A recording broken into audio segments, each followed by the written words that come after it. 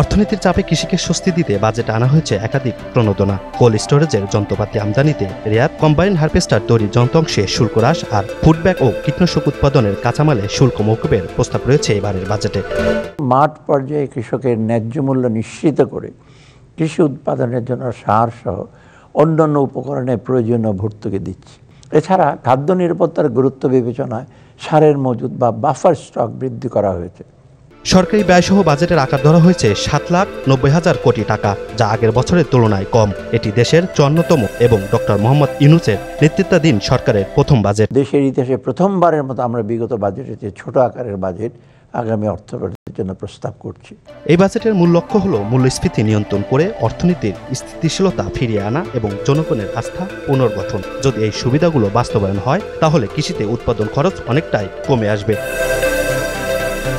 জুলাইয়ের গণ অভ্যুত্থানের পর বদলে যাওয়া রাজনৈতিক বাস্তবতায় সংসদের বাইরে প্রথমবারের মতো জাতীয় বাজেট অনুমোদন করল অন্তর্বর্তী সরকারের উপদেষ্টা পরিষদ। তেজগাঁওয়ে প্রধান উপদেষ্টার কার্যালয়ে অনুষ্ঠিত বিশেষ বৈঠকে 2025-26 অর্থবছরে বাজেট অনুমোদন দেওয়া হয়। আপাতত প্রবৃদ্ধির গতিবৃদ্ধির পরিবর্তে অর্থনীতির ভিত মজবুত করার দিকে আমরা অধিকতর মনোযোগ দিচ্ছি।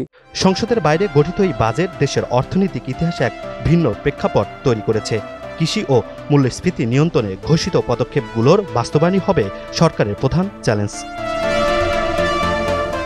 Imran Hussain, NTV online.